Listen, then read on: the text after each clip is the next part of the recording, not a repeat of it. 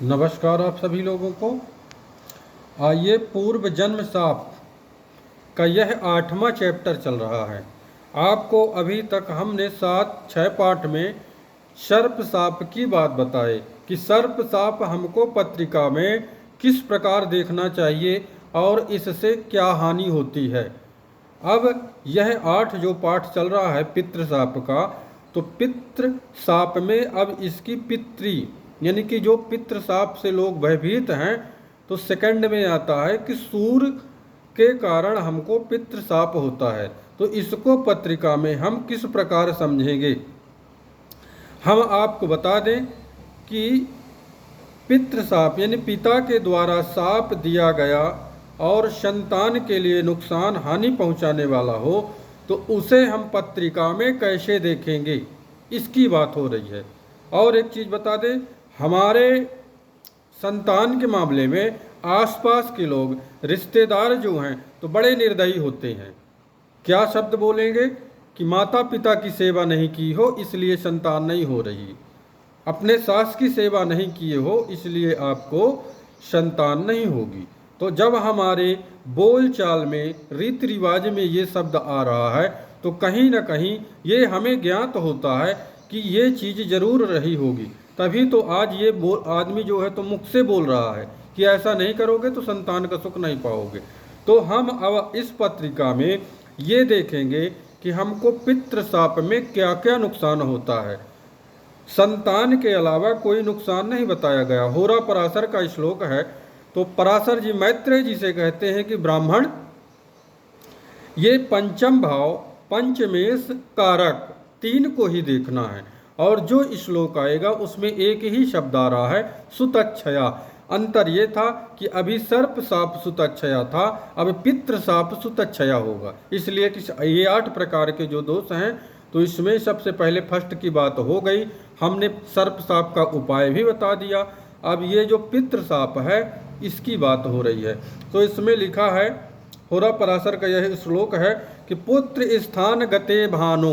अब भानु कहते हैं किसको? सूर को। ये सूर हो गया कि पुत्र स्थान में कौन हो? हमारा भानु हो, सूर।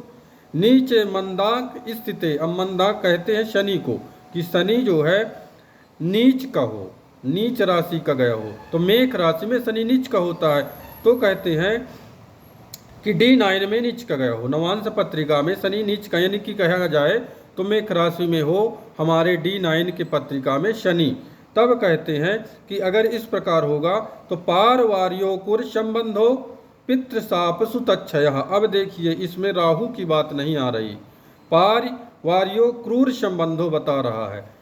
तो इसका मतलब ये है कि हमारे पंचमेश जहाँ यानी सूर्य पंचम में स्थित हो अगर, तो हमारे चौथे भाव में क्रूर ग्रह हों। तो क्रूर ग्रह कौन से हैं? तो ये 5 हैं, सूर्य हो गया, शनि हो गया, राहु हो गया, मंगल, केतु।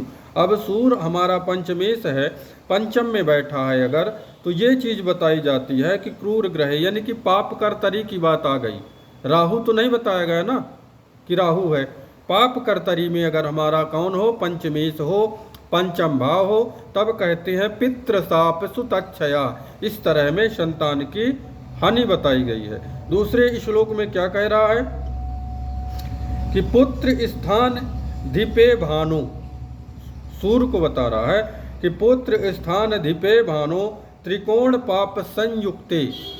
अब ये बताया जाता है कि पुत्र स्थान का स्वामी सूर्य के साथ हो, सूर्य पीड़ित हो, या तो त्रिकोण में स्थित हो और पाप ग्रहों से दृष्ट हो, या तो युति हो, इसकी बात बता रहा है। तब कहता है कि क्रूर संते पाप दृष्टे पितृ साप सुतच्छया, यानी कि फिर ये बता रहा है कि हमारा जो है पाप कर्तरी त्रिकोण भाव में भी हो और दोनों तरफ अशुभ ग्रह हो, तो इस तरह में पितृ दोष की बात आ रही है। ये चीज़ बता रहे हैं। सूर्य राहु के साथ है, चंद्रमा राहु के साथ है, ये जो है ग्रहण दोष है। ये सारी चीज़ों की बात नहीं हो रही। होरा पराशर के श्लोक में केवल ये बताया जाता है कि हमारा पंचमेश पाप कर्तरी में हो, तब ये जो है हमको दोष लगेगा और संतान का जो है नुकसान होगा। ना तो नौकरी का बताया जाता कि आपकी सरकारी नौकरी नहीं लगेगी, कि व्यापार नहीं होगा, ये कुछ भी नहीं बताया जाता, केवल सुतच्छया की बात हो रही है। तो हम पुनः पाठ में आगे नेक्स्ट आपके पितृशाप की ही बात होगी। ये चैनल जो चल रहा है टेक ऑफ एस्ट्रो, इसको शेयर सब्सक्राइब करिए ताकि ये वीडियो आप तक पहुँचे और जो मन में लोगों के भ्रांतियाँ पैदा हो रही हैं ये दूर हो जाएं। नमस्कार।